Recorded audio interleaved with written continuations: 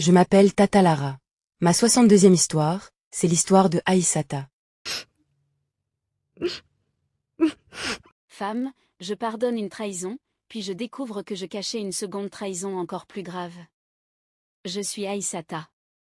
C'est mon histoire. À Cocody, à Abidjan, je pensais avoir enfin sauvé mon mariage, avec Yannick. Pendant des mois, j'avais découvert que mon mari entretenait une relation secrète avec Mélissa, une femme que je connaissais personnellement. J'avais pleuré, crié, voulu divorcer, puis, contre toute attente, j'avais décidé de pardonner. Yannick m'avait juré, Aïssata, c'était une erreur. Je te promets, que c'est terminé.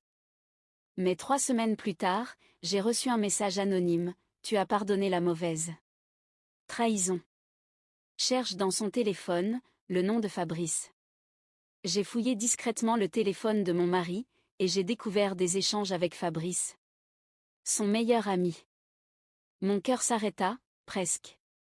Mais, ce n'était pas une histoire d'argent, ni une simple affaire de jalousie. Son meilleur ami Fabrice écrivait à mon époux Yannick, si elle découvre pourquoi nous avons fait ça, elle ne nous pardonnera jamais. J'ai confronté mon mari.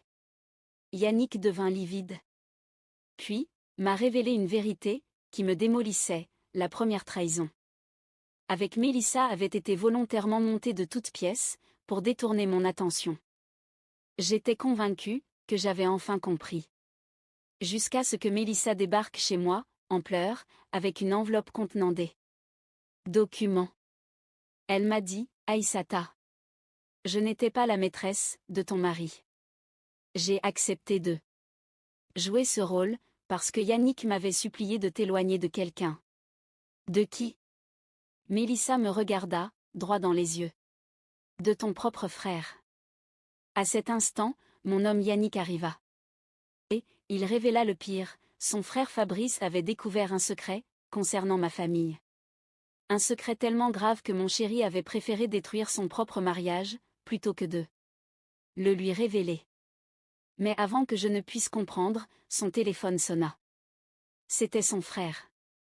Il lui dit, simplement. Grande sœur. Ne crois surtout pas, Yannick. C'est lui qui est responsable, de tout. Et, si tu veux connaître la vérité, viens seul. Je me retrouve, alors, devant un choix impossible. Croire mon mari, qui a déjà trahi ma confiance, 2 fois. Ou, croire mon frère, qui semble lui aussi me cacher quelque chose. Et surtout, pourquoi 2 hommes que j'aimais étaient-ils prêts à